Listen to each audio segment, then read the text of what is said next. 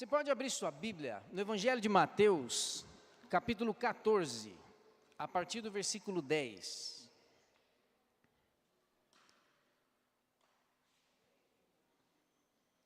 Mateus 14, a partir do verso 10.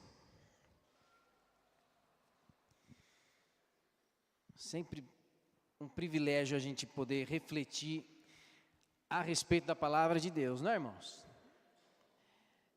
Para você, que em nome de Jesus você receba hoje ânimo, esperança e tudo que pode vir da parte de Deus para a sua vida, para a sua família, amém? E a gente vai meditar aqui sobre esse texto. Mateus 14, do versículo 10 em diante. Assim deu ordens para que João fosse decapitado na prisão. A cabeça foi trazida num prato e dada à jovem, que a levou à sua mãe. Então vieram os discípulos de João, levaram o corpo e o sepultaram. Depois foram e anunciaram isso a Jesus. Jesus, ouvindo isso, retirou-se dali num barco para o lugar deserto, à parte. Ao saberem disso, as multidões vieram da cidade seguindo-o por terra. Ao desembarcar, Jesus viu uma grande multidão, compadeceu-se dela e curou seus enfermos. Ao cair da tarde, os discípulos se aproximaram de Jesus e disseram: esse lugar é deserto e já é tarde, mande as multidões embora para que, indo pelas aldeias, comprem para si o que comer. Jesus, porém, lhes disse: não precisam ir embora, deem vocês mesmos de comer a eles. Mas eles responderam: não temos aqui senão 5 pães e 2 peixes. Então Jesus disse: tragam esses pães e peixes aqui para mim. E tendo mandado que a multidão se assentasse sobre a relva, pegando os 5 pães e 2 peixes, erguendo os olhos para os céus, abençoou. Depois, tendo partido os pães, deu-os aos discípulos e esses deram às multidões. Todos comeram e se fartaram e ainda recolheram 12 cestos cheios dos pedaços que sobraram. E os que comeram eram cerca de 5.000 homens. Irmãos, João Batista, primo, amigo de Jesus, é decapitado por Herodes. Obrigado, tia.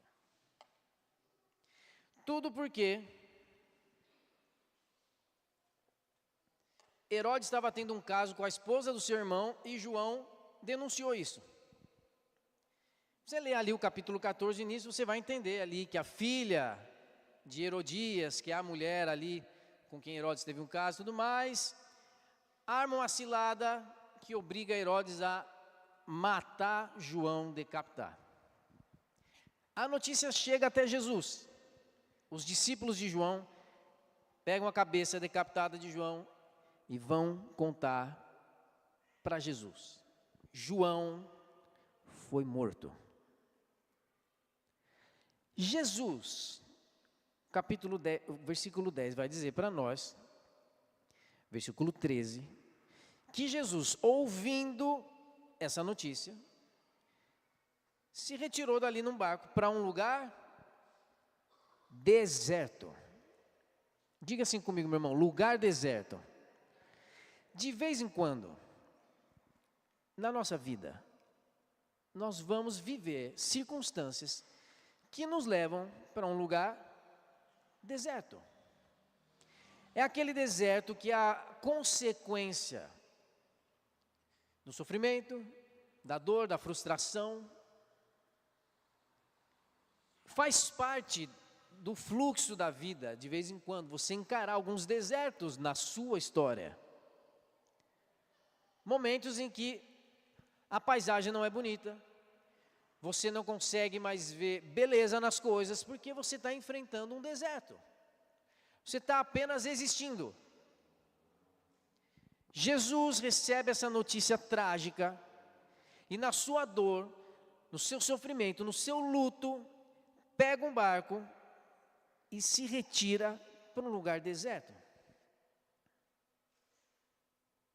Nós estamos falando de Jesus, que é o próprio Deus. Totalmente Deus e totalmente homem até aqui. E mesmo sendo Deus, Jesus, olha isso, meu irmão, olha que coisa fantástica. Por que a Bíblia é esse livro maravilhoso? Jesus, sendo Deus, não fez questão de esconder o seu momento de deserto. A gente vive uma época em que parece que não se pode demonstrar fraqueza, dor, angústia, sofrimento. Parece que não é muito instagramável postar suas lutas. A gente vive uma época em que o viável, o aceitável é você postar as vitórias da vida, você deixar claro o quão bom Deus tem sido com você. Nós vivemos numa época em que parecer é muito mais importante do que demonstrar o que de fato a gente é e o que de fato a gente está vivendo. E a gente vai acreditando que na vida eu tenho que ter todo o cuidado de não deixar transparecer os meus momentos de deserto. E não só em rede social, na vida a gente vai se blindando das pessoas. Porque a gente acha que é um sinal de fracasso demonstrar que está passando por uma situação lamentável. Jesus não teve vergonha nenhuma de demonstrar o seu deserto. Isso é algo que tem feito muita gente nos nossos tempos adoecer psicologicamente. Essa cultura do aparente sucesso. Essa cultura em que eu não posso deixar escapar o mínimo fracasso da minha vida para as pessoas perceberem. Isso é uma cultura, meu irmão. É importante a gente entender que nós estamos inseridos em uma cultura da aparência do sucesso. O que significa que todos os dias nós somos bombardeados pela ideia de que o fracasso não pode estar em pauta. Isso é claro em qualquer lugar. Eu lembro, uns anos atrás, não sei quantos anos, eu fui no programa do Danilo Gentili, eu participei. Porque eles convidaram uma menina depois ela até se tornou minha aluna. Era DJ, uma menina nova de 12 anos, e ela tinha feito...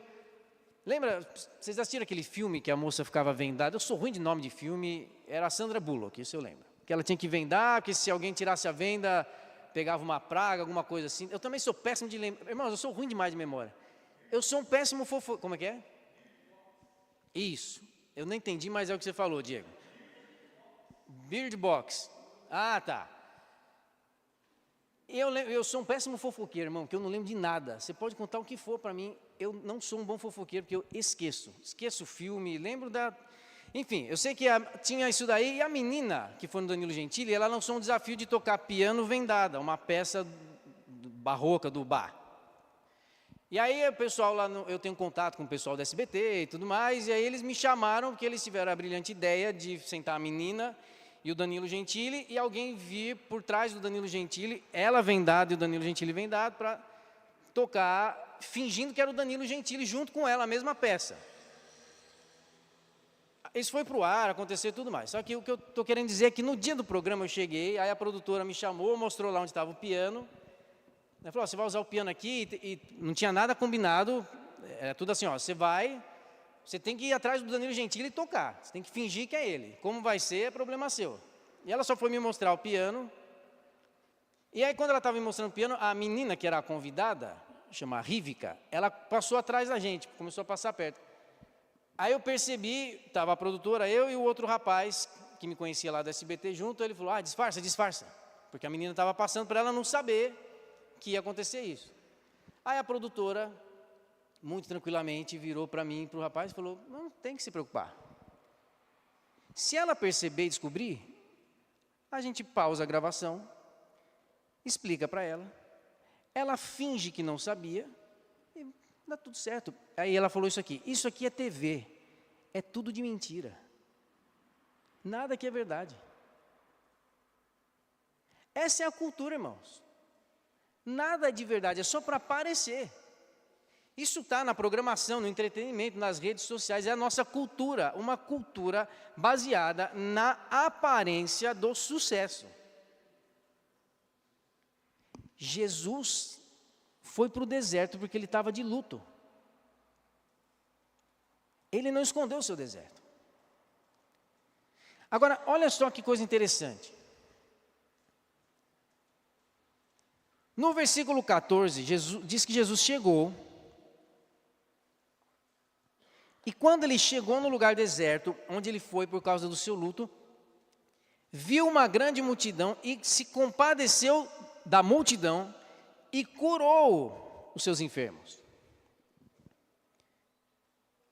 Meu irmão, mesmo diante da tristeza, do luto por conta de João Batista, Jesus vai para o deserto, mas ele não usa o deserto como desculpa para não cumprir o seu chamado.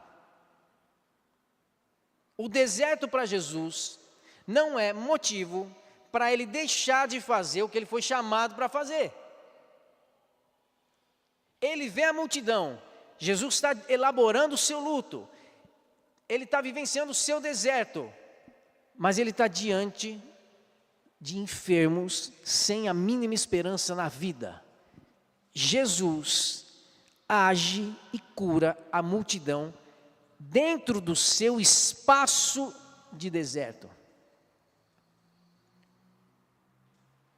Porque sabe uma coisa que a gente aprende, irmãos, com Jesus? É que as nossas feridas e as coisas que nos fazem sofrer são curadas na medida em que a gente vive para curar. Sabe qual foi uma das soluções que lá em casa, eu e a Dani, a gente mais encontrou quando a gente estava enfrentando algum problema sério? Foi achar um problema pior que o nosso, de alguém, para interferir e ajudar. Quando você estiver passando por um deserto, por um problema, vai achar alguém para você ajudar. A nossa tendência é pensar o quê, irmãos? Eu é que preciso de ajuda. Eu preciso ser notado. Eu é que preciso que as pessoas prestem atenção no que está acontecendo. Jesus, no seu deserto, vai trabalhar em favor das pessoas. Você está enfrentando uma crise, meu irmão? Ora para Jesus mandar aparecer alguém na sua frente com um problema 5 vezes maior que o seu. E na medida que você é um agente de Deus para manifestar cura e libertação na vida de alguém, o seu problema vai se resolver. Jesus está mostrando isso para nós. No versículo 15, ao cair da tarde, os discípulos se aproximam de Jesus e dizem: esse lugar é deserto, já é tarde, mande as multidões embora, para que indo pelas aldeias, comprem para si o que comer. Então veja só, meu irmão. De vez em quando, as pessoas vão tentar convencer a gente de que o deserto é um lugar para a gente pensar apenas nos nossos interesses. Jesus, o lugar é deserto, o senhor está no seu deserto, seu primo acabou de morrer, está cheio de gente aí, deixa que as pessoas vão embora e comprem, o que está escrito no texto, irmãos? Comprem para si o que comer, ou seja, vai cuidar do seu problema, você merece dar atenção a você mesmo. Deixa que cada um cuide de si mesmo. Alguém já ouviu isso nos últimos dias ou não? Então a nossa escolha é bem simples, irmãos. Acreditar num formato cultural de lidar com a vida ou acreditar no que a Bíblia ensina para você e para mim. Nada é sobre você mesmo. Mas tudo é sobre o que Deus quer fazer em você e através de você. Mesmo que você esteja num deserto. O deserto não é pretexto para você se vitimizar e achar que tudo e todos ao seu redor precisam dar conta da sua demanda emocional, psicológica. Os discípulos querem facilitar a vida de Jesus. Os discípulos querem fazer Jesus acreditar que ele merece ser poupado. Ele merece ser poupado de ter que lidar com outros problemas que não sejam o dele. Você está entendendo isso ou não, irmão? Jesus de Nazaré, ele responde os discípulos de que forma? Dando aos discípulos, fazendo os discípulos participarem da responsabilidade de atender à necessidade da multidão. Então, olha só, os discípulos chegam para Jesus, tentando poupar Jesus de um trabalho que ele não precisava ter. Um minuto depois, eles aqui estão com a responsabilidade de resolver o problema que eles estavam tentando poupar Jesus de ter. Você entende isso, irmão? Todas as vezes que na nossa vida a gente tenta se poupar, se prepara. Porque pode ser que é nesse momento que Jesus vai dobrar o seu trabalho.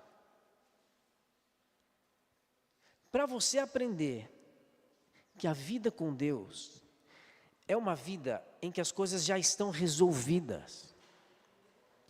A sua vida já está resolvida em Deus. Então, você não precisa se tornar alguém ansioso, preocupado em como vai resolver o futuro. Porque você já tem no presente todas as condições de lidar com a vida, sendo você um agente de transformação dos problemas e das pessoas. Pode ser que você veja aqui para a igreja passando por um problema, querendo ouvir uma palavra de acolhimento, querendo receber uma palavra de esperança. E eu estou aqui nessa manhã para dizer, o acolhimento e a esperança estão disponíveis no seu coração, porque Jesus já resolveu tudo que era necessário para você viver a abundância na sua vida. Agora, a conversa não é mais sobre o que você tem que receber de Deus. A conversa é como você vai entregar o que Deus está colocando na sua mão. Não tente se poupar, meu irmão. Não tente se poupar. Em nome de Jesus, aprenda a discernir a voz do diabo na sua orelha. Porque quem é que vai dizer para você se poupar em nome de Deus? Quem foi que tentou poupar Jesus? Chegou para Jesus e falou, você está com fome? Transforma a pedra em pão.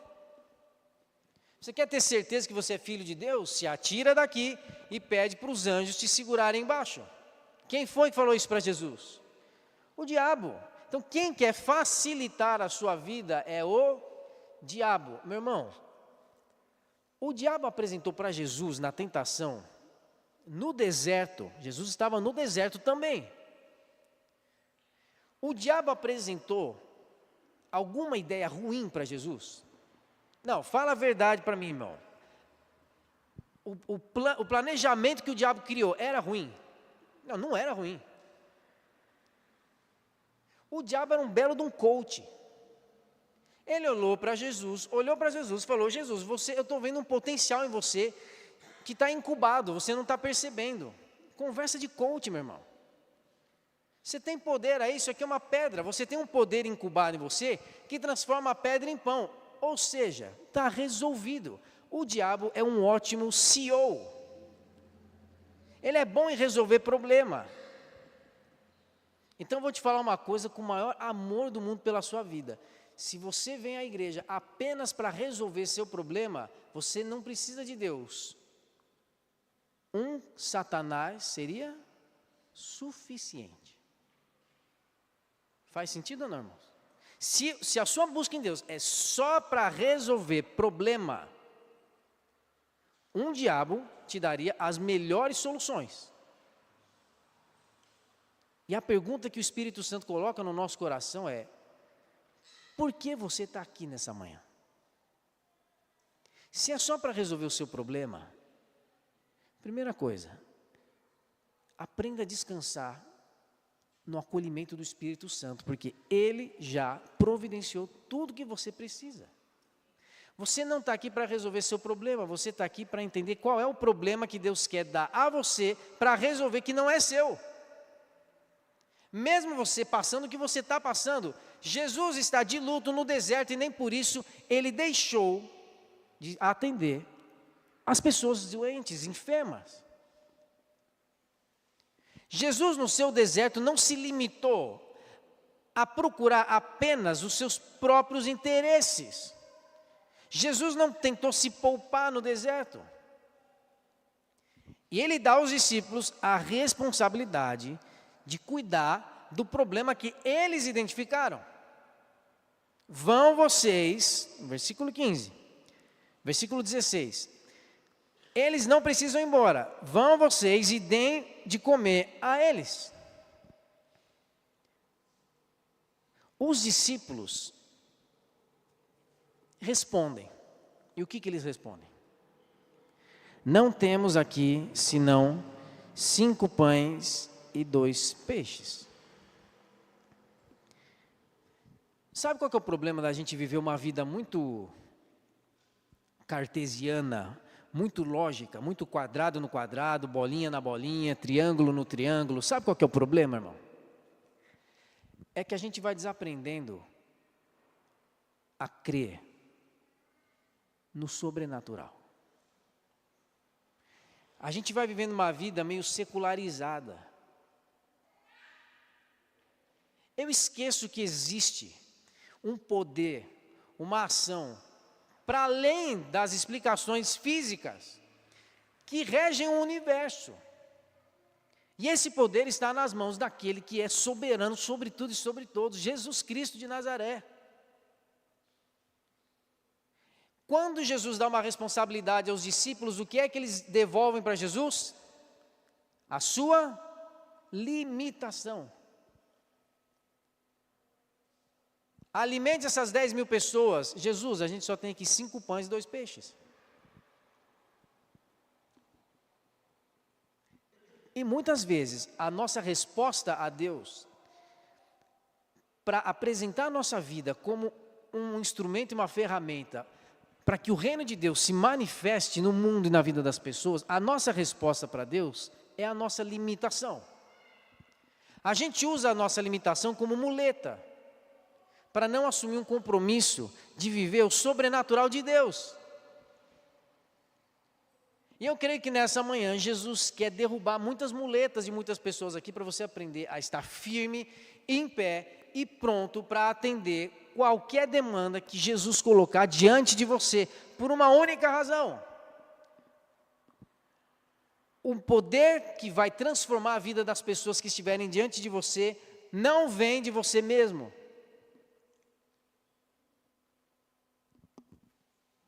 Eles dizem a Jesus: a gente só tem 5 pães e 2 peixes. Eu não tenho condições de fazer o que o Senhor está me pedindo. E a resposta de Jesus para nós é: eu nunca disse que a conversa é sobre o que você é capaz de entregar. A conversa é sobre o que eu sou capaz de multiplicar. E essa é uma verdade absoluta, irmãos. Jesus está sempre pronto a multiplicar aquilo que a gente está disposto a dividir. Essa é a matemática do reino de Deus. Não caia na cilada de querer garantir recurso para você lidar com a vida. 5 pães e 2 peixes dariam para um menino que era o dono desses 5 pães e 2 peixes.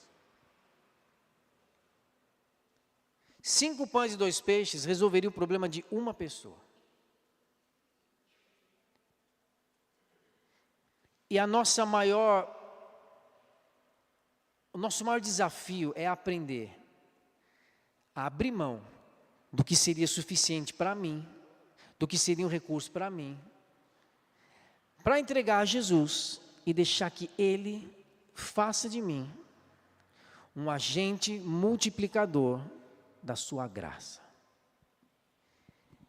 Jesus, no versículo 19, Ele manda a multidão se assentar, pega os 5 pães e os 2 peixes,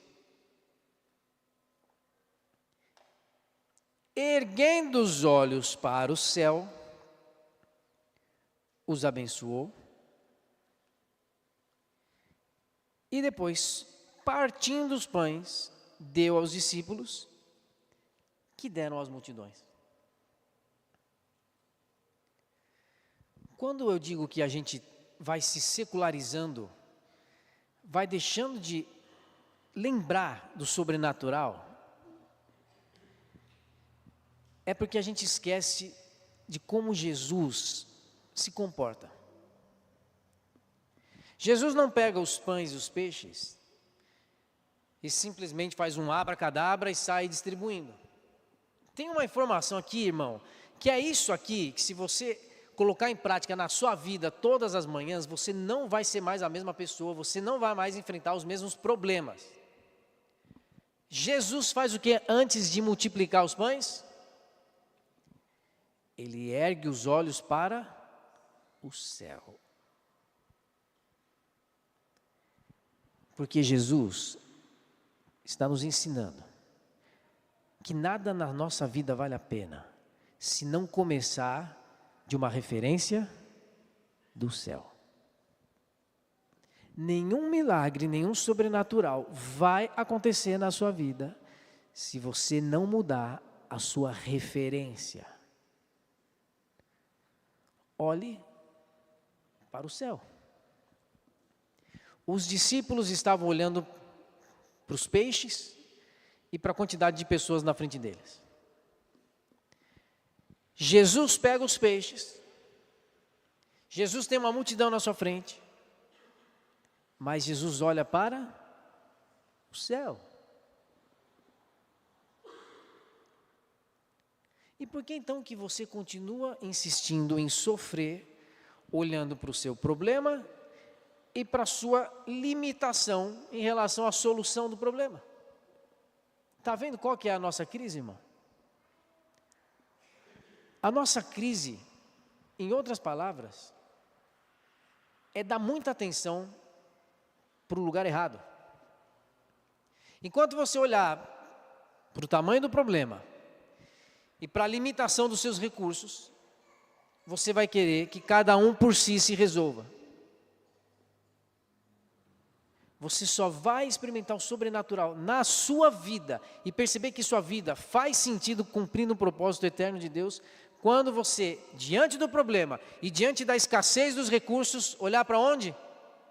Para o céu. É de lá que vem o seu socorro. É de lá que vem o sobrenatural que faz você experimentar o que lógica humana nenhuma poderia explicar. É do céu que vem, meu irmão. Tudo na sua vida depende da referência que você tem. Enquanto seus olhos não estiverem para o alto, você não vai conseguir lidar com o problema e com a falta de recurso. Isso está impregnado na Bíblia, irmãos, o tempo todo. Quando você lembra da história de Davi e Golias? Quando Davi vai derrotar Golias, antes, você lembra que o povo estava ali 40 dias, está lá em 1 Samuel capítulo 17, o povo está lá 40 dias com a ameaça do gigante. Aí você lê o capítulo 17, presta atenção nisso, irmãos. Você lê o capítulo 17 de Samuel, você tem a descrição minuciosa de Golias. Você lembra? Capítulo 17 vai falar a altura de Golias, não só a altura de Golias, o tamanho da lança, o peso da lança, o peso da armadura. O capítulo 17 vai mostrando que aquele povo de Israel conhecia mais o problema do que a solução. Eles eram expert no problema. Sabiam todas as medidas e dimensões do gigante. Quando Davi chega, antes de dar a pedrada fatal, o que é que está escrito na Bíblia que ele fala ao olhar para o gigante? Quem é esse? Incircunciso. Ele não quer saber o tamanho da lança, o peso do gigante, se ele bate a cabeça no céu. Ele só olhou uma coisa que importa. Ele não tem um pacto eterno, eu tenho, acabou. Eu não preciso ser expert no meu problema, eu só preciso saber quem é comigo. Esse é um incircunciso, eu sou circuncidado. Eu tenho um pacto com Deus eterno, ele não tem. Não interessa. De hoje, esse problema não passa. Enquanto a gente ficar bitolado em ser expert no nosso problema, irmão, enquanto a gente não mudar a referência para o alto, não tem como experimentar o sobrenatural de Deus. E eu creio que nessa manhã, talvez o Senhor está nos lembrando de pôr o pé no freio, porque você está acelerando rápido demais, numa forma de vida pautada e baseada no que você é capaz de entender. Você só toma as decisões a partir do que você entende. Você só toma suas decisões a partir do que você acredita que vai te beneficiar. E nessa manhã Jesus está te lembrando, para e coloca os olhos no alto. Muda a referência da sua vida. Faça tudo o que você tiver que fazer olhando para o alto. Porque assim você não vai correr o risco de medir o tamanho do problema e o tamanho da escassez de recurso que você tem para lidar com o problema. Vá viver uma vida que começa num olhar para o céu. Porque quem tem um olhar voltado para o céu, mesmo enfrentando o seu deserto, não vai ignorar o propósito para o qual foi chamado. Quem tem os olhos voltados para o céu, diante de qualquer problema, vai se lembrar que a solução não está no tamanho do seu recurso, mas na referência da sua vida. A referência da minha vida está naquele que faz o que tiver que ser feito, que supera as leis da física, que faz o extraordinário, o sobrenatural acontecer, sempre que for preciso. Meu irmão, nessa manhã, Jesus está nos lembrando que a nossa vida é movida por aquilo que é sobrenatural. E quem é movido pelo sobrenatural não deixa de cumprir o propósito para o qual foi chamado, mesmo enfrentando o seu deserto. O Senhor jamais deixou de olhar para você. Em nenhum momento Jesus deixa de voltar a atenção ao que você precisa, ao que você conhece, ao que você sabe que não dá conta. Em nenhum momento você está abandonado. Ele é Deus na sua vida. A sua graça e misericórdia estão sempre diante de você. Você não tem que viver ansioso. Para de olhar para o problema. E para de comparar o tamanho do problema com a escassez da sua limitação, a escassez dos seus recursos, a limitação para você lidar com o problema. Erga os olhos para o alto.